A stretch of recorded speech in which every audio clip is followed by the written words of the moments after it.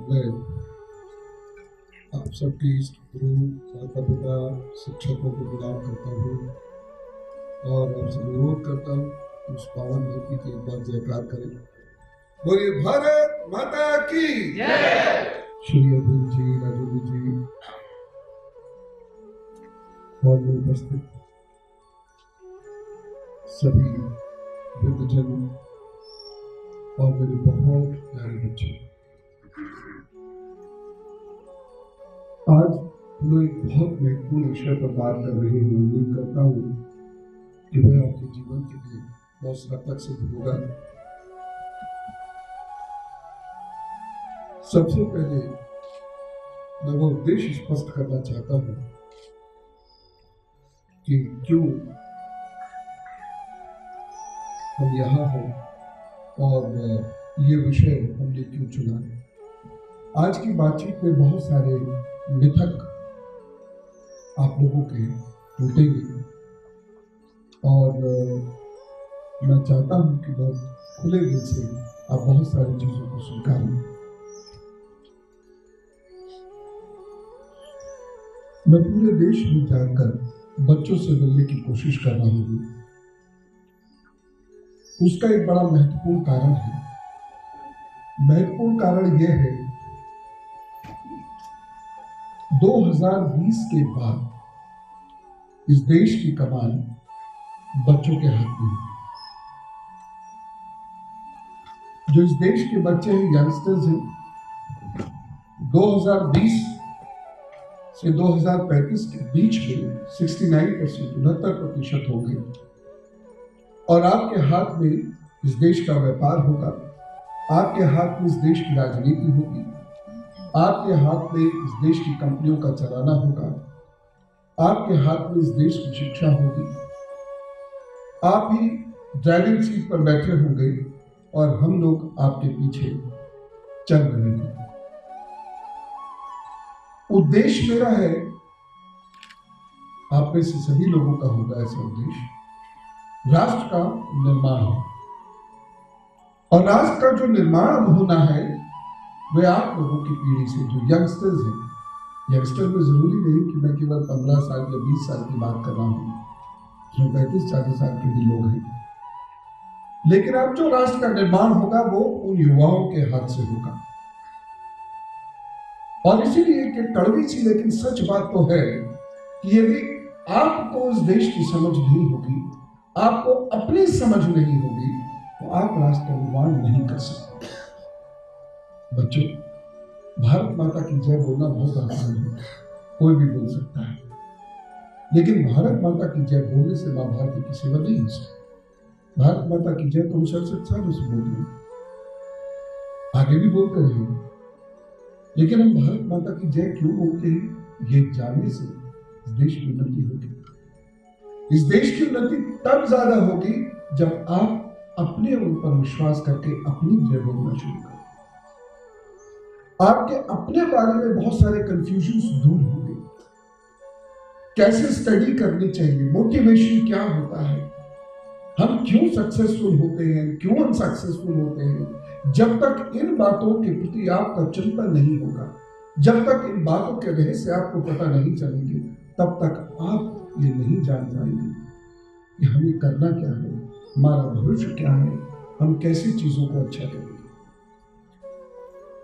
इसलिए मैं नगर नगर घूमता रहता हूँ, बच्चों से बात करता हूँ, क्योंकि मुझे अभी उतनी पॉजिटिव चीजें दिखाई नहीं देती और ये मैं आंकड़ों के आधार पर बात करता हूँ। मैं भाव में बहकर कोई बात नहीं करता। आंकड़ों के आधार पर मैं आपको बता रहा हूं कि अभी जो दबाव है बच्चों के ऊपर वो बहुत ज्यादा है, और यदि आप उसको समझकर उससे अलग नहीं हो पाए, उन दबावों को झेलने की शक्ति यदि आपको उत्पन्न नहीं हो पाई, तो चीजें बहुत अच्छी नहीं हो पाएंगी। सबसे पहला जो दबाव है आपके ऊपर, इंटरनेशनल सिनेरियो का दबाव। हर 5वां बच्चा इस देश का, इस दुनिया का, वो भारतीय है। हमारा पॉपुलेशन एक्सप्लोजन जबरदस्त हो रहा है। दूसरी बात यह है कि हमारा इंटरनेशनल ट्रेड में परसेंटेज बहुत ज्यादा नहीं है, और खास तौर से हमारा जो R&D है वो बहुत कम है। आप लोग ज्यादातर इंजीनियरिंग के स्टूडेंट्स होंगे। आप में से बहुत सारे लोग मैनेजमेंट करेंगे, इंटरनेशनल ट्रेड को समझेंगे। जो इस वक्त इंटरनेशनल कंडीशंस है वो बहुत फेवरेबल नहीं है। दिखाया कुछ भी जाता हो, लेकिन यदि आप आंकड़ों को एनालाइज करेंगे पिछले 10 सालों के, हमें इससे मतलब नहीं कौन सरकार थी है होगी, हमें मतलब है राष्ट्र का निर्माण कैसे होगा, कौन करेगा। और इस बात को आप ये मान के चलिए कि राष्ट्र का निर्माण जनता और सरकारें मिलकर करती है। केवल सरकार पे अकेले की जिम्मेदारी नहीं होती किसी राष्ट्र का निर्माण करने की। ये एक बहुत बड़ा मिथक है कि कोई गवर्नमेंट आती है, वो गवर्नमेंट आपके लिए सब कुछ कर सकती है, ऐसा नहीं होता। और इसीलिए मैं अक्सर लोगों से कहता हूं कि हर चीज के लिए सरकार को कोसना बंद करना चाहिए, क्योंकि हम भी कम नहीं हैं। बस जहां बात आती है भ्रष्टाचार की, हम तुरंत सरकार का नाम ले देते हैं, लेकिन हर कम हम लोग भी नहीं है। खैर, मैं जो बात कर रहा हूं वो ये है कि आने वाला सिनेरियो जो है कम से कम 5 साल का, वो बहुत अच्छा नहीं है। इंटरनेशनल ट्रेड में, रिसर्च में, डेवलपमेंट में हमारा परसेंटेज दिन ब दिन गिरता चला जा रहा है। हमारे इंपोर्टेशन बढ़ता चला जा रहा है, लेकिन हमारे एक्सपोर्ट दिन ब दिन कम होते चले जा रहे हैं। ये ठीक है, बहुत अच्छे एफर्ट्स इस वक्त हो रहे हैं, और हो सकता है ईश्वर करे कि ये सारे एफर्ट्स बहुत जल्द सक्सेसफुल हों और आपके पास बहुत सारी नौकरी की अपॉर्चुनिटीज आए। लेकिन बच्चों, आपको मैं बहुत स्पष्ट रूप से बताना चाहूंगा कि सिनेरियो अभी उतना अच्छा नहीं, लगभग 22% की गिरावट है। इसीलिए आप लोगों को बहुत संघर्ष करना है, अपने आप को संघर्ष के लिए तैयार करना है। और केवल कहने से संघर्ष के लिए तैयारी नहीं होती। औषधि चिल्लाने से कभी भी पेट ठीक नहीं होता है, उसके लिए दवा खानी पड़ती है, उसके लिए मेहनत करनी पड़ती है। और वो मेहनत हम कैसे करेंगे, ये मैं बताने की कोशिश कर रहा हूं। सोसाइटी का प्रेशर, खासतौर से पीयर ग्रुप का प्रेशर आप लोगों पर बहुत होता है। ये एक बहुत बड़ा प्रॉब्लम है। I am discussing the problem right now. हम ये सब बातें क्यों कर रहे हैं, मैं उसका आधार आपको बताने की कोशिश कर रहा हूं। इंटरनेशनल प्रेशर, इंटरनेशनल सिनेरियो, और उसके बाद भारत का जो सामाजिक ढांचा है, जो आपके पेरेंट्स की आपसे एक्सपेक्टेशंस है, भारत में जो सोशल सिक्योरिटी सिस्टम है वो बहुत कमजोर है। आपके ऊपर जो पीयर प्रेशर है वो इतना ज्यादा है कि यदि आप समय रहते चीजों को मैनेज कर नहीं चले तो आगे जाकर बहुत दिक्कत होगी। साथ ही साथ मैं आपको एक और चीज भी कहना चाहता हूं जो अच्छी है, रे ऑफ होप है, और वो ये है कि आप लोगों के अंदर महत्वाकांक्षा कुछ करना चाहता है इस वक्त भारत का बच्चा। आज का जो भारत का बच्चा है, मैं आपको सच बताऊं, जब हम आपकी उम्र के थे, हमारे अंदर इतनी एम्बिशंस नहीं। हम परिस्थितियों के आगे बहुत जल्दी झुक जाते थे। हम मान के चलते थे कि हम बहुत अमीर नहीं हो सकते, हम मान के चलते थे कि हम लीडर नहीं हो सकते। और खास तौर से जो BOC कैटेगरी के शहर हुआ करते थे, उसमें जो पॉपुलेशन होती थी यंगस्टर्स की, वो उतनी ज्यादा उत्साहित नहीं होती थी। उसके अंदर विलिंग एटीट्यूड और एप्टीट्यूड इतना ज्यादा नहीं होता था जैसे आप लोगों का होता है। तो ये बात भारत की जनता के अंदर बहुत अच्छी है इस वक्त, खासतौर से बच्चों के अंदर, यंगस्टर्स के अंदर बहुत है कि आपके अंदर वो उत्साह का समुद्र इन हीरों में तुम्हार रहा है। आपके अंदर लहरें तो उठ रही है महत्वाकांक्षा की, बस उसको इस वक्त एक दिशा देने की जरूरत है। क्योंकि इस वक्त यदि हम दिशाहीन हुए तो बचना मुश्किल हो जाएगा, इन लहरों में बह जाएंगे। और यदि इस वक्त में आपके ऊपर दिशा, आपको अपने ऊपर कमांड हो गया, आपको दिशा मिल गई, तो आप कृष्ण की तरह से उन लहरों को नाप लें। ये जरा सा फर्क होता है। समय रहते सचेत होते हैं तो लहरों को नाप लेते हैं, और समय रहते यदि हम सचेत नहीं होते हैं तो लहरों में बह जाते हैं। मैंने जो अपने लिए राष्ट्र धर्म का रास्ता चुना वो यही चुना कि मैं आप लोगों के पास जाऊं, विनती करूं, और अपने अनुभव से या अपने शास्त्रों से जो पढ़ा सीखा समझा वो आपके साथ शेयर करूं। इसमें मैं अपने गुरु स्वामी विवेकानंद जी को मानता हूँ, उनका बहुत बड़ा योगदान है। और इसीलिए मैं आपको बातें बताने जा रहा हूँ वो कालजयी है, यानी They are not limited by the time and space. They are not for any sect. They are for all. They are for all children of India. They are for youth of India. और जो situations मैं आपके साथ discuss करूंगा, उम्मीद भी करूंगा, निवेदन भी करूंगा कि उसको अपनी जिंदगी में उतारने की कोशिश कीजिए। देखो बच्चे, कुछ समस्याओं से आप बहुत बुरी तरह घिरे हुए हैं और उन समस्याओं से निजात पाने की कोशिश कर रहे हैं। समस्या है क्रोध की। क्रोध एक ऐसी चीज है, यदि वह आपके अंदर से नहीं निकला तो बहुत जल्द आप टूट जाएंगे। दूसरी समस्या आपके अंदर है ईर्ष्या की। ईर्ष्या बहुत अधिक होने से व्यक्ति का उत्साह बहुत जल्दी टूट जाता है, व्यक्ति कहीं बहुत जल्दी छूट जाता है। एक बहुत महत्वपूर्ण समस्या है, वह है कंसंट्रेशन, एकाग्रता। एकाग्रता दिन ब दिन कम होती चली जा रही है। उसके रीजंस क्या है, उसके फैक्टर्स क्या है, यह मैं आपसे डिस्कस करूंगा। लेकिन 15 साल से लेकर 35 साल तक किसी भी व्यक्ति के अंदर 1 घंटा पूरे कंसंट्रेशन के साथ पढ़ने के या काम करने की आदत होनी चाहिए। लेकिन एक एवरेज भारतीय बच्चे के अंदर ये पावर है मात्र 15 मिनट। आप लोग खुद को एनालाइज कीजिए, आप कंसंट्रेशन के साथ कितनी देर बैठ सकते। बहुत कम हाथ उठेंगे अगर मैं हाथ उठा के पूछता हूं जो आधा घंटा बैठ सकते हैं।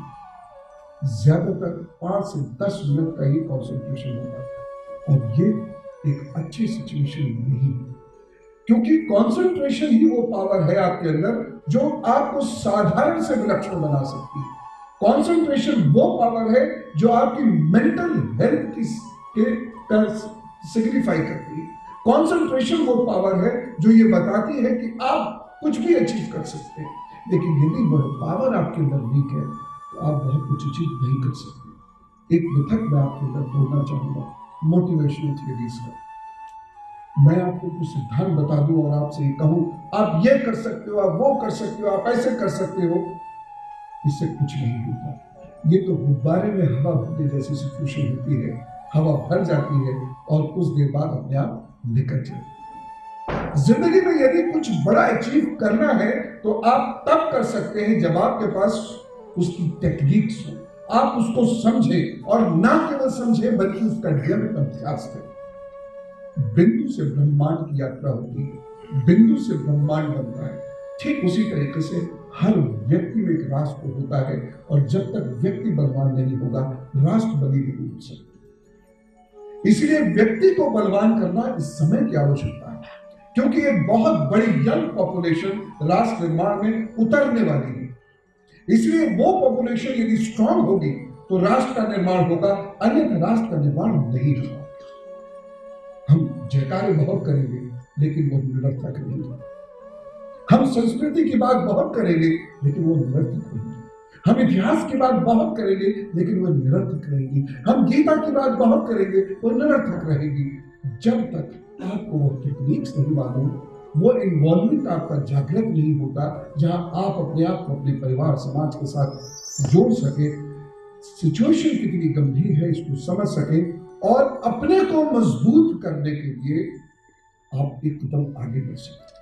इसी पर चर्चा है। Motivation without techniques is no meaning at all. ये केवल गुब्बारे की तरह से है। इसलिए कोशिश करना बच्चों, बहुत थोड़े से समय आपसे जो भी बात करूंगा आप उसकी गहराई को समझें। मैं आपको जो भी मेरा अनुभव है वो शेयर करूंगा। सबसे पहला काम जो आपको करना है, फाइंड योर वीकनेसेस। ये कहीं लिख के रख लेने जैसे। हमारे साथ जो सबसे बड़ी समस्या होती है, बच्चों के साथ, बड़ों के साथ जो सबसे बड़ी समस्या होती है, वह हमें हमारे बारे में मालूम नहीं होता। इंटरनेट की दुनिया में हमें पूरी दुनिया के बारे में मालूम होता है। इंटरनेट से हम बहुत सारी इंफॉर्मेशन इकट्ठी कर लेते हैं, हमें पूरी दुनिया के हालचाल पता होते हैं। नहीं पता होते तो अपने हालचाल, मैं क्या हूं, मेरी कमियां क्या हैं, मेरी अच्छाइयां क्या हैं, ये नहीं मालूम मुझे। सीवी में लिखने के लिए हम बहुत कुछ लिख सकते हैं, और आपको एक हकीकत बताऊं, जो मॉडर्न टेक्निक आई है, जो हार्वर्ड यूनिवर्सिटी से मैं एक दिन पढ़ रहा था, हार्वर्ड यूनिवर्सिटी से जो लेटेस्ट टेक्निक डेवलप हुई है एनालिसिस ऑफ सीवी, उसमें बहुत कम इस बारे में पॉइंट्स हैं कि आपने क्या लिखा है, बहुत ज्यादा इस बारे में पॉइंट्स हैं जब वो आपको इंटरव्यू करते हैं वो आपको क्या देखते हैं। और यदि आप इनसिंसियर हैं, take my words, you can not hide your insincerity, take my words. मैं आपको बता रहा हूं, फॉर्चुनेटली जो भी छोटा मोटा इंटरनेशनल एक्सपोजर मेरे पास है, on the basis of that I am communicating you. If you think you can hide your insincerity, this is impossible, because the people who are going to judge you are well read, they are very well experienced. छोटी सी एक बात बताता हूं, जब आप अपना CV भेजते हैं फॉर सम जॉब, आपके नाम को फेसबुक पे टाइप किया जाता है,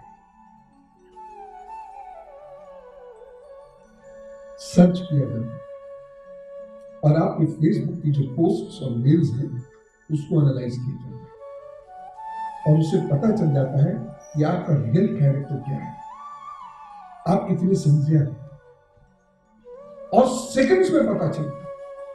क्योंकि हमें ऐसा लगता है कि हम अपने चेहरे या जेस्चर से या कुछ लाइन्स लिखने के बाद बहुत सारी चीज जो सामने बैठा हुआ व्यक्ति होगा उसे हम बेवकूफ बना देंगे, या टेलीफोनिक कन्वर्सेशन में हम अपने बारे में बहुत अच्छी अच्छी बातें, जैसे मुझे काम करना पसंद है। आपका सबसे बड़ा दुर्गुण क्या है कि मैं डिसऑनेस्टी नहीं सह सकता। ये 10-20 टाइप लाइन्स हैं, या कहीं कट पेस्ट करके भेज सकते हैं, और मैं एक 1000 सीरीज मैंने एनालाइज किए हैं, सब में ये लिखा होगा। We are not least boarding what you have written in your CV. We are more careful what you speak, how you present yourself. आपकी जो करिकुलर या एक्स्ट्रा करिकुलर या को करिकुलर एक्टिविटीज है वो क्या है, हमें इससे मतलब होता है। अब वहां जाकर जब आप एनालाइज होते हैं तो पता चलता है आपके पास 70% मार्क्स का सर्टिफिकेट तो है, लेकिन नौकरी उसे मिली जिसमें 50% का सर्टिफिकेट था। अब आप 100 तरीके के ब्लेम्स लगाएंगे कि वहां पार्शियलिटी हो गई, वहां ये हो गया, वहां वो बेसिस चला, वहां वो बेसिस चला। ऐसा नहीं है। बेसिकली आपकी एक्टिविटीज का एनालिसिस एक क्षण में हो जाता है, और उसके बाद ये समझ में आ जाता है कि एक्चुअल काबिलियत क्या है और आप पोज क्या करें। और ये मैं पेरेंट्स से भी दरखास्त करूंगा कि अपने बच्चों को यह चीज जरूर बताएं जो मैं बता रहा हूं, जो मैं ये अभी अपने अनुभव आपके साथ शेयर कर रहा हूं। जब आप घर में जाएं तो अपने बच्चों के साथ ये अनुभव शेयर करें। इसलिए बच्चों, प्लीज जो आप फेसबुक पर दाएं बाएं की पोस्ट्स लिखते हैं वह लिखना बंद कर दीजिए। अब जितना जरूरत है फेसबुक पे उतने इंटरेक्ट कीजिए, या फेसबुक पे वो इंटरेक्ट कीजिए जो एक्चुअली आप जिंदगी में बनना चाहते हैं। अब ये सोचें कि मैं कुछ भी हूं और वहां कुछ दिखा दूंगा, नहीं होगा। छोटे मोटे स्तर तक चल जाएगा, लेकिन आपको सेकंड थर्ड ऑनवर्ड्स लेवल्स पर कोई पूछने वाला नहीं। अब वो जमाने धीरे धीरे लगने लगे हैं, खासतौर से अजीम प्रेमजी की एक मुहिम के बाद तो वो जमाने लगते दिखाई दे रहे हैं जब आपका सीवी सब कुछ हुआ करता था। अब आपकी परफॉर्मेंस बहुत कुछ हो गई, और जिस तरीके से फॉरेन डायरेक्ट इन्वेस्टमेंट बढ़ाने की कोशिश हो रही है, अगर ये